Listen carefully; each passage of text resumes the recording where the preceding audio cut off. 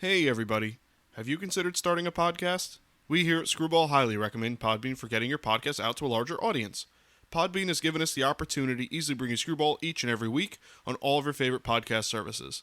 Use the link podbean.com/screwball to sign up and save up to 35% annually. You can also use the link podbean.com/pro/screwball to sign up for a business subscription. Happy podcasting. Hey everybody, welcome back to Screwball, a baseball podcast, your home for everything baseball. I'm your host Mike Lepre here with my co-host Frank White. Hey, how's it going? This is episode 103 of Screwball, and we are moving into the start of the season. As of recording this, we have seen the first weekend of the season, the first series, the first 3 or 4 games, depending on the team, and some new things to finally talk about with baseball. Some players breaking out, some players having a little bit of a slow start, some teams slow starts, and all that good stuff. So let's just jump right into it with our news segment. If you are a little bit newer to the show, this is our more normal weekly show that we do during the season, where we go into news of the week, we have a topic of the week, we go into the hot and cold players and teams, and we close it out as usual with our trivia question. So, like I said, let's go into our news segment to kind of start off the show, where we have some pieces of news surrounding the last week in baseball. Number 1, the Cleveland Guardians rookie outfielder Steven Kwan made history on Sunday against the Kansas City Royals by notching 5 hits in his 3rd career game. Kwan became the 5th player since World War II to have a 5-hit game within their first 5 big league games. He joins a group that includes Yerman Mercedes, he did it last year. Gregory Polanco did it in 2014. Mike Lansing did it in 1993, and John Wayner did it in 1991. So Steven Kwan, really hitting the hell out of the ball. I think even today he had a bases clearing triple. Really kind of coming out of nowhere, young guy. I believe they said he was 24, and doing a little bit of turning heads for the Guardians right now. Whether that stays throughout the season, he has a good season remains to be seen, but hitting good right now. I don't know if you have any thoughts on Steven Kwan. It's just a few games here, but pretty impressive hitting first few games. Yeah, I believe he started 8 for 10. Yeah, He was 5 for 5 the first day or something like that. So, no, I just kind of came up and got a chance and jumped on it, and that's really what forced the Guardians to trade Zimmer away. Zimmer, they were like, well, let's just trade him. That gives him a spot. So early on, he already made impressions on a team. Right. Yeah. So good for him, and see if the Guardians get anything out of him for this year and in the future. Second piece of news we have here, Commissioner Rob Manfred gifted all the Major League players a pair of Bose headphones as sort of a quote-unquote peace offering following the 99-day-long MLB lockout. There was also a letter left written and signed by Rob Manfred to each player in order to show some appreciation for their hard work, which is a paraphrase of what was actually written. Whether this actually sways any players back to Manfred's camp remains to be seen. I know that Adam Wainwright was the only player to come forward, and when they were asked about it, he basically said that their relationship's basically broken. And he said something along the lines of, he hasn't really done anything for us. And so I don't think that the gift of the Bose headphones in the letter really did much for any players.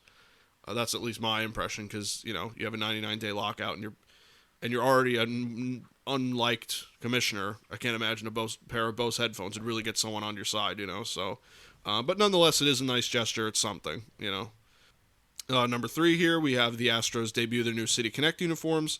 Following suit with many of the other MLB teams, including the Nationals, already unveiling theirs this year. The Astros debuted their new alternate uniforms under the Nike City Connect banner. The uniforms retain the color scheme that Astros fans are familiar with, but they also add the name Space City to the front of the jerseys. So this is the second City Connect jersey we've gotten this year. I believe, the 8th overall or something like that. Almost a third of the league has some alternate jersey at this point. Kind of cool thing for the game, adding some nice new alternates. The Astros one I think is nice. I think that it goes well with their uniforms. Doesn't look too much different from their regular uniforms, and the Nike City Connect I think has been a success among fans. I think that a lot of fans really like some of the designs, and me personally, I think the White Sox design was one of the better ones we saw, and I know a lot of people like the Boston one with the yellow and the blue.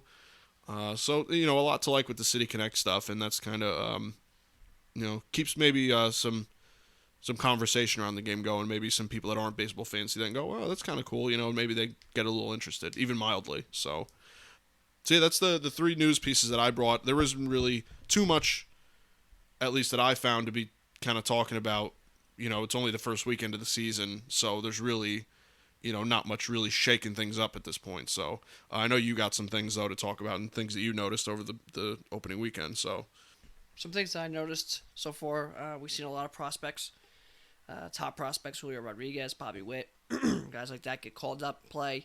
They haven't really been playing all that great, but we have seen them up. We see a lot of young players like Kwan, like I said, Bobby Witt, Julio Rodriguez. Young players kind of taking over the league right now and taking over, headlines, which is good. To go along with, young players, Brian Hayes gets an extension from the Pirates. Jose Ramirez gets an extension from Cleveland. We have seen some fireworks already with the Mets and Nationals after 2 hit-by pitches to Lindor and Alonso in the head. Buck Showalter out of the dugout, Century started a bench clearing, scuffle, I guess you could say. Cubs and Brewers had a bench clear as well. Not really fights, but, scuffle, I guess you could say, on the field. So we already seen 2 bench clearers. And the biggest note I've seen so far really is the pitchers aren't ready. They aren't stretched out. You see a lot of guys going 50 pitches, 60 pitches, 3, 4, 5 innings. You don't see them going real deep yet. Yeah, I know every year they're not stretched out, but you see them usually go, where they can go 5, 6 innings, quality start, even 7. Right now, it's like, no, he's really going to go 3, 4, 5 maybe if he's lucky, instead of being like, 5, 6, 7. So I've noticed that. And then the biggest thing we've noticed in the change of the game is the pitch comm, which is what we wanted to go into a little bit today. And that's the idea that I believe 12 to 16 teams are using the electronic pitch comm, where it is a wrist guard. It's a wrist guard that the catcher can signal what pitch, what location, things like that. So, it's like electronic, almost like a radio. He can hit this button and say fastball, and then up and in. And then it gets transmitted to the pitcher in like a radio in his hat that'll say fastball up and in like a robotic, not quite real robotic, but some sort of robotic voice. It'll tell a pitcher. So you don't need signs anymore. You don't have the ability to steal signs. Right. So that's the pitch comm. As well as position players are allowed to have it. I believe up to 3. I believe you're probably looking at most likely the shortstop and the center fielder, and then possibly maybe a first baseman or something will have the pitch comm, who can also have the pitch comm, so they know what pitch is going, they know what pickoffs, they know what's going on, they can direct the infield, outfield. So it takes away from the catchers having to throw signs out all the time. And that's something new that they tested with in spring training, and these teams are using it. I know one team, the Yankees, are using it. I believe the Reds were using it. So there's a couple, not just some of the smaller franchises or the Rays or something like that, where you go, okay, I can see them using it because they're always on top of things like that. These are some big franchises using it.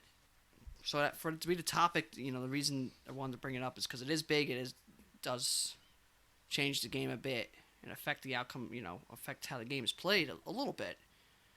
My opinion of it, I'm not a huge fan of it, just because we already had technology cause a problem a couple years ago. And I just don't know. We already seen the Yankees, Severino, I believe, left a thing in the dugout. Then the one wasn't working, so they had to replace it. So then it slows the game down. You're still not going to speed the game up by going and saying, the catcher and pitcher be on the same page easier. Not really. If he doesn't want to throw a fastball, he's not going to throw a fastball. Now, you don't have to recycle all the signs. Maybe for the splits, they don't know a sign. Cross-ups, maybe. I guess you could say it takes those out quite so much. But I'm just not a huge fan of it. I do think it has been pretty good.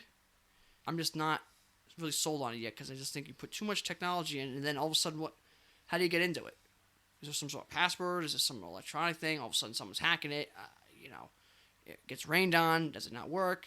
If the catcher takes a foul ball to the wrist or where the thing is on his shin guard, does it break? What happens if who knows what's going on? The pitcher could just malfunctions out there, and it's just static. Can you hear him when it gets loud in the stadium in the playoffs? It's just, and then what happens? Where is it exactly in the hat? Is it comfortable for all the pitchers? Things like that. And then what happens if, does it make a bigger issue if he gets hit? Now, obviously, the pitcher getting hit in the head with a ball, comebacker, is already a big problem. Now having some sort of electronic device in there, does that make it even worse? Could it explode? Could it splinter off? Things like that. So, I'm sure they tested a lot of these things and they have answers to them, but I haven't been completely sold on it. I don't think it's a bad thing. It's definitely not the worst thing they're trying to do. I'm just, I have questions for it so far, but I think it could be a good thing. I'm just, it just seems you go more technology after having all the technology issues you had in 2017 and 18, and why even bother? And what does it do to your so-called speed the game up? I don't think it does anything to speed the game up, which is their main mission. Yeah. If the game gets played or not, it's more just they don't. They're like, we don't need this. We don't 3 hours, 2:59, perfect. What that does for the game, I don't know. But with PitchCom, I don't know if that speeds it up or not. Mm-hmm. Really don't. At least not in the beginning here. It's not going to speed it up. Maybe when it gets going, maybe. You're just going to think about when they sweat too. Pitcher sweating. What happens there? If he's got whatever's going on, he gets the rosin on his hands and he touches it. Does that mess with it? The catcher, it just seems like there's a lot of things in play to get that to not to work. And I'm sure they still have the signs. If it doesn't work, they can still throw down 2, 3, 4 signs through the catcher. But I don't know. I just seem like it kind of came on out of nowhere, brought to the players in the league. I feel like because usually you talk about the robo-umps, you see all this stuff that gets talked about for years. This kind of was like, here it is. So I just don't know if there's a lot of answers to it yet, and we don't, as fans, really don't know much about it yet. Right. Yeah. I mean, I'm cautiously optimistic with it because I think it's fine. I think that there's going to be growing pains. You're definitely going to see problems with it. You're going to see teams not really knowing how to utilize it in the best way. There's going to be technical issues because it's new. So you're going to have problems, like you said, with Severino. He forgot in the dugout and the one wasn't working, and then it causes delays. And I think there's definitely going to be growing pains. And you may even see that for this year, next year, or the year after. There's definitely going to be some problems. I do like the idea that it's not like a full implementation, like it's a mandatory thing. Like teams, some teams aren't using it yet, so that's encouraging that there's some teams that are trying to get on it early, and there's some teams that are like, well, hold on, we'll get there kind of thing. We'll let you be the canary in the coal mine. I think it's good. I think that it does hopefully help the sign stealing thing. That's the main goal of it. I don't know if it really speeds the game up. I don't really think it does because a sign's a sign, no matter how it's, whether the pitcher's seeing it from the catcher or whether he's hearing it, it's still the same communication. Like you said, like what do you save, a minute or two on the game? It doesn't, so hopefully it saves the sign stealing stuff, which would be good for the game. I think that if it proves effective in that way, then you definitely had some success there. But again, I'm cautiously optimistic because it is fine. It's definitely, I prefer it. If you're going to add technology to the game, I prefer it over the robo-umps, which I think is one of the worst things they could do. So, and color me old school for that because I know that there are some people that like that, but I can't stand the idea of a robo-ump. So the sign stealing stuff being like electronic is okay. I've seen it, it's been working okay. There have been some issues. There's going to continue to be issues, and that just is what it is. And I think that overall, I think it's overall going to work out, but I am cautiously optimistic. I do recognize that there's going to be issues, and that's just with anything you implement anymore in baseball, and they seem to be implementing all kinds of new things. So hopefully this can be one of the good ones. But overall, I think it can be okay, and hopefully it gets to the point where you don't even think about it. You go, oh yeah, that's right. They don't put the signs down anymore. They don't throw down the fingers. So yeah, we'll see with that. I don't know where they can really go from there. Like I said, hopefully the robo-umps don't come next because that's a whole nother topic. I just don't even want to get into. So I guess with that, unless you have anything else, I guess we can get into the who's doing the best right now. I don't know if you have anything else, but no, that's pretty much it. Like I said, I'm not too upset with it. I think it's something that could be good, and it's a good idea. I wish there would have been a little bit more foreseen. They talk about it a little bit more brought up and have more knowledge to fans before doing it. Mm-hmm.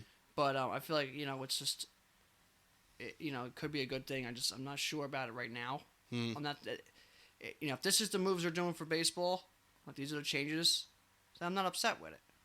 Right. Just give it a shot and we'll go from there.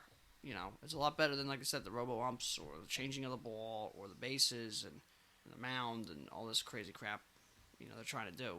So these are the kind of changes they want to try making, and I'm okay for it. Just give it a shot, and then we'll go from there.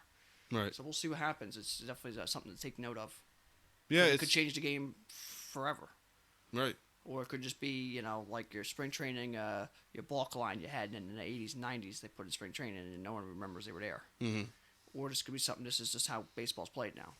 Right. Yeah, you just never know. And I think it could be good for the game, so as long as it doesn't impede too much on the game, and every other inning you're seeing the guy go, oh, I can't hear, let me get another one or whatever, and then all of a sudden 5-10 minutes go by and you're not watching any action. So we'll see what happens with it. It's I think it's a sign of things to come as far as making things a little bit more, in their eyes, modern. So we'll definitely see. Now for the wrap up of the news, the Who's Doing the Best right now, which segment we always do to wrap up all the news we just talked about and just where we stand with records and the best teams. So there's obviously only been one series this far, and the only team that has the best record that you could say has the best record is Tampa Bay Rays. They're the only one to sweep their series. So they're 3-0. There are other teams that are 3-1 that had a 4-game series, but obviously the Tampa Bay Rays remain undefeated. The only other team, obviously, then without a win are the Orioles. As of we just actually watched them win. So, but after opening day weekend, sticking with everything else, they were 0-3. The Rays, Mets, White Sox, and Guardians. To go with that, all share the best run differential at +11, while some other teams are -11 as a consequence. So not much really to dive into there. There's only been one series, and as we're recording this, some games are going on. Like I said, we just saw the Orioles get their first win. So, you don't really if you're already thinking your team's this good or this bad, it's a little bit of a knee-jerk reaction. If you're an Orioles fan, you see they're 1-3 already, and you're like, well, that's about right. But a team that's like the Rays is 3-0, it's encouraging, but you don't like to all of a sudden think, oh, we're the World Series winners. It's April, it's the first series. Guys are cold, guys are hot, which is what we'll get into here with it. With the who's hot and who's not section of the show. So, again, kind of like I said at the top, the who's hot and who's not section is what we do is we break down. I give 5 players that are hot, 5 players that are cold. Frank goes into his players and some pitchers and generally some teams too that are hot and cold. So, for my first 5 players, typically I also like to include the players of the week if I have them at the time of writing my notes. So, the 2 players of the week are Alex Bregman and Nolan Arenado. Bregman I didn't have down here because I didn't have his stats, but I believe he batted in the 400-500 range for the week. But the 5 players I have are Stephen Kwan, batted .727 with a .909 slugging and a .1722 OPS over the last week. Mark Hanna batted .700 with a .700 slugging and a .1469 OPS. Matt Olson batted .571 with a .929 slugging and .1576 OPS. Nolan Arenado batted .500 with a .1250 slugging and a .1788 OPS. Also leads the league in RBIs thus far. I think he has 7. And finally, Wander Franco batted .545 with a .636 slugging and 1136 OPS. So those are your hot players for the week. Stephen Kwan obviously being the more of the outlier guy, a little bit newer name. Mark Hanna, Olson, Arenado, and Wander Franco have found their way on this list, I believe, at some point in some of our years doing it. So those are at least the hot players that I brought for this week. Yeah, and like you mentioned, some teams that I noticed so far that got off to pretty good starts. Like you mentioned, the Rays and Royals, Astros, the Mets, the Padres. Those are some teams that came out the gates pretty hot here. Some cold teams. I mentioned the Orioles, Angels, of course. They always start poorly. Nationals, Brewers, and Dodgers. Especially the Brewers, Dodgers, those are some teams that I expect to be real good, and there's came out the gates relatively not good against teams that aren't really supposed to be as good. So that's something to watch early on here. But again, it's very very early. One of the hot players you can I haven't listed here. Most of them you already mentioned, but one Seiya Suzuki came over this year from overseas. And sometimes they struggle right off the rip here, but he came out and he's playing very well. I believe he's batting .500. Maybe just under 500, but he's got a home run, he's got some walks, he's playing good. So that's a player to take note of, especially because it's a whole new environment, a whole new, it's almost like a whole new world for him to come over and produce well is impressive. Right. Some pitchers that are doing good. Yu Darvish had a no-hitter through, 5 innings? Yeah. They pulled him out because, again, not stretched out. Sean Manaea, first start with the Padres, new team. What'd he do? Like, he had no-hitter going through 7 innings. Mm-hmm. Pulled him out. We have Herman Marquez, pitched very well. Kyle Gibson and Adam Wainwright. Those are some pitchers that are doing really well. So, overall, some of those names are, a little surprising. Yeah, I mean, obviously it's very early on. It doesn't, you don't really have a full week. You have one weekend. So a lot of these starters had one good start, and that's all you get out of them. So you don't really have, much to go off of. And the hitters, you get 3 hits, 10, 11 at bats, you're doing pretty good. Yeah, right. That's it. Yeah, most of these guys, I think the most I have here for at bats was Olsen, and he had 14. And then the cold players, I have 2 guys with 15 at bats. But there's really not much to really chew on yet. Like you said, you have one good start, and all of a sudden you're a hot pitcher. It's kind of. But you want to get off on a good note. Yeah. You don't want to be looking up there and you're at 0, you're at 100, you're stuff like that. You want to rather get up there, look up there. At least you're in the mid 200s, 300, and then you go, okay, Right. You can go 0 for your next 3 or 4 and not be, really, really bad. You start off, you're batting 150, and then you go 0 for your next 4, you're batting under 100. You're like, well, I got a way to go.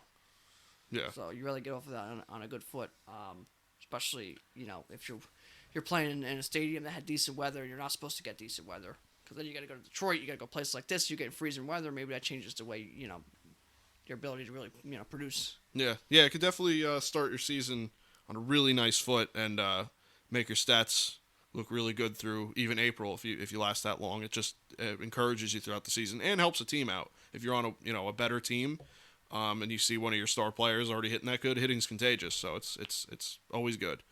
And same thing with pitching. Pitching can be contagious. You have guys that come out there and throw a gem in their first start. It's like, all right, here we go. So it changes the mood of a ball club. But then to move on to the cold players who can affect that in a negative way. The 5 players that I have, first one I have is Catel Marte, batted 133 with a 200 slugging and a 388 OPS. Over the last week, he was 2 for 15. Will Myers had the same exact stats, 133, 200, and 388 as well, 2 for 15. So neither of them really did great in their extended at-bats. Kike Hernandez, 0 average, 0 slugging, and a 133 OPS. He's 0 for 13, is yet to get a hit this year. I think even today, after playing, he still has no hits. Tommy Pham at number 4, also 0 average, 0 slugging, and a 235 OPS. He's also 0 for 13. And number 5, Max Muncy, 077 average, 077 slugging, and a 154 OPS. He is 1 for 13. So doing a little bit better than Kike Hernandez and Tommy Pham. But all these guys really have yet to find either their first hit or have yet to string some hits together. So having a little bit of a rough series to start.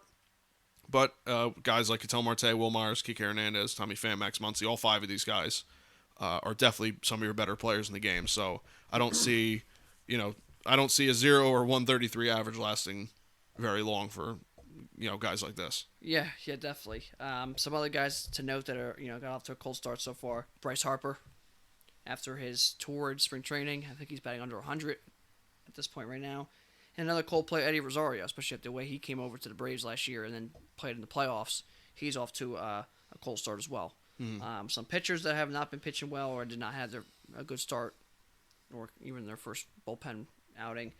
Frankie Montas, Garrett Cole, Ian Anderson, Kyle Freeland, and Liam Hendricks. Those are some pitchers, some pretty big names right there that just came out the gate here pretty slow for their first start or their first outing or two, like Liam Hendricks. Again, just very early on, but still something to note that these guys are big names with some of the better stuff or better talent, and they already came out the gates pretty slow. I almost feel like they got the next 2 or 3 got to be good ones to make up for it. Yeah, definitely. It's a wrong time of the year. Well, there's no good time of the year to do it, but getting off on the right foot really is a big part of a team dynamic and your own personal stats and all that stuff. So yeah, you definitely don't like to go out there your first start or your first at bats and just lay up a goose egg. So, but again, there's some big names on there, not reflective, I'm sure, of their entire season, but you never really know.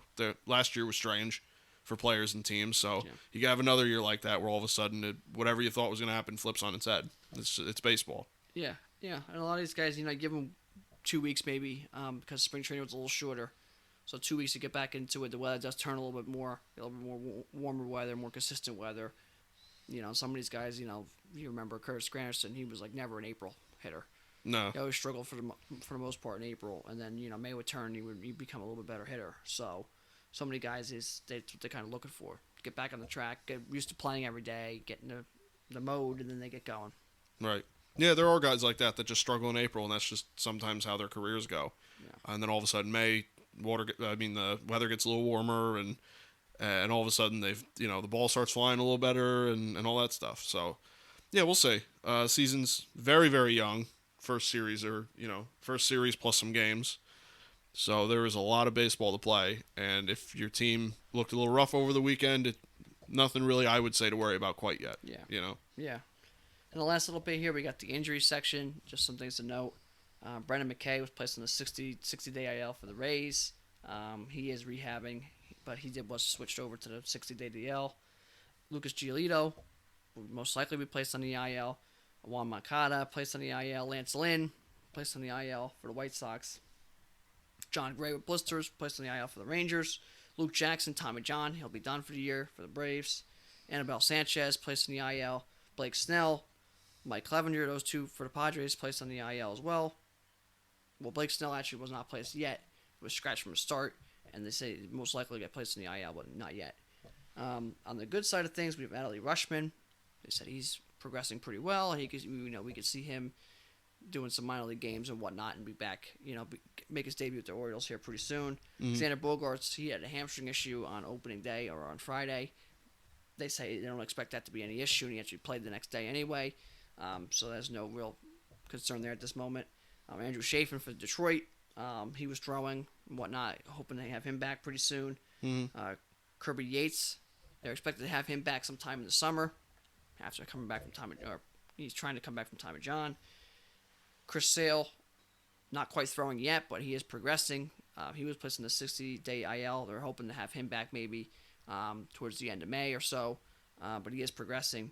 Jack Flaherty was doing some running the other day, and expect him to start his throwing program again soon, and he'll be back for the Cardinals.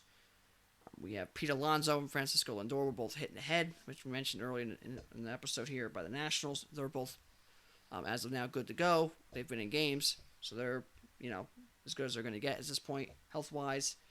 Brian Hayes left opening day with some sort of wrist fingering issue. He's fine. Expected to be good. Luis Castillo threw a bullpen session, so that's good. That's another big player we want back. And Tatis, as of now, his deadline stayed the same, his timetable. So he's progressing on track to see him back sometime in June or July as one of the big names in baseball. Cool. Yeah, hopefully as the year goes on, that list gets smaller as far as injuries and more on the recovery side. I always want that. Yeah, definitely. You definitely want to have, especially your big name guys. You want to have them out there most of the time. Tatis, Luis Castillo, Brian Hayes, Alonso, Lindor, Sale, Flaherty. I mean, these are some big name guys that you want out there. That's going to make a name for your team, your franchise themselves, and the game of baseball. So Absolutely. But a lot of these things are more minor. That list is just as big for the good side of the injury side that I mentioned as the other side, so that's good.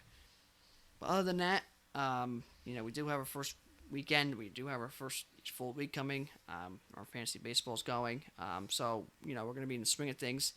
I would say after this week, the players and the feel of baseball being here will be kind of that average, that normal day-to-day. So we're still kind of shaking off the rust there and getting the feel of baseball. Yeah, so as the players. Definitely. But other than that, the last thing I have here is our trivia question for the week. And the question is, which two teams are tied for the most consecutive wins to start a regular season? The streak is a 13-game win streak to start the season. The 1982 Braves and the 1987 Brewers. Both started the season 13-0. And the Brewers, 1987 Brewers, they actually ended up going on to miss the playoffs after a 13-0 start. And I believe they started that season 20-3. And still went on to miss the playoffs that year. Jesus. But the two teams that are tied for the most consecutive wins to start an MLB season at a 13-game win streak, the 1982 Braves and the 1987 Brewers. Wow, yeah, I was surprised at the years. Not so much at the teams, because the Braves you would have thought done it somewhere in the 90s. This is when they had their... So 82 is a little weird. And I know the Brewers were good around that time, but they weren't the first one that came to mind. They did have some good teams in the mid to late 80s run they had, but just a little surprising. Start 13-0 and then you don't make the playoffs. It's pretty impressive. Pretty impressive slide backwards, just as much as he started on the right track. So, yeah, you can really, it just goes to show it doesn't really matter. You can have a really good start and it could be for naught. Or you could have a really bad start and find yourself in the playoffs. Look at the Nationals. They were awful through May in 2019 and all of a sudden they won the World Series. So, Yeah. sometimes not really indicative of things to come, but it definitely can be. I think the Orioles famously lost like the first 20 games or something back in the day. So, that it doesn't come from nowhere, but it doesn't necessarily mean that your team is going to be this or that. Yeah. Things happen. It's a 162 game season. It's a marathon. Yeah, and exactly. You can't win the World Series in April, but you can lose it. That's for sure. So. That's for sure. But other than that, again, as we've been saying, there was only a weekend of baseball. We're coming off our predictions, so there wasn't really much else that we were missing to talk about. I know you mentioned the extensions. There's still some big free agents out there that could definitely turn the tide for some teams. So, we could also look out for some signings, some April-May signings or something of that nature. But as of right now, we just saw the weekend. Happy to have baseball back and just happy to have games on and watching your favorite team and all that fun stuff that comes with it. And now starts the the marathon to October. So I'm sure it'll be quite the ride, and we'll have this same type of show every week where we'll come in with the updates and just kind of giving you what happened week by week in baseball. So with that, I don't really have much else. There's not really much else in my opinion to go into. Unless you really didn't watch any baseball, which I would say go and at least check the scores and stats. Yeah. No, that's pretty much it. We have one undefeated team. It's a race, so they got the only shot at 162-0, right? So, otherwise, we got the first weekend. Like I said, we're gonna get through this first week. After this first week, again, the weather starts turning a little bit. But the players are more back in their flow. The pitchers get a start or two, and then you're going to start seeing more of that average day in, day out baseball that we're used to seeing. Early in the year, it's just always kind of a shuffle to get to, what looks like a normal game. Right. So we're about through this week, and then we'll be a little bit more normal. Yeah. Yeah, definitely, for sure. So I guess with that, if you want, I guess we could just wrap this up and have really much else to go into. Yeah, that's it. All right, well, thank you guys for listening. You can catch this podcast on Apple Podcasts as well as Google Podcasts and Spotify. You can listen on our regularly updated YouTube channel as well as our website, screwball.podbean.com. You can follow me on Twitter at RealMikeLepre. You can follow me on Instagram at MikeLepre. And you can follow me on Instagram and Twitter at FDubs10. You can follow our official Screwball Twitter at ScrewballPod. You can follow our official Screwball Facebook at ScrewballPod, no E in Screw. And that's it from us, guys. We'll see you next week. Yep, take care.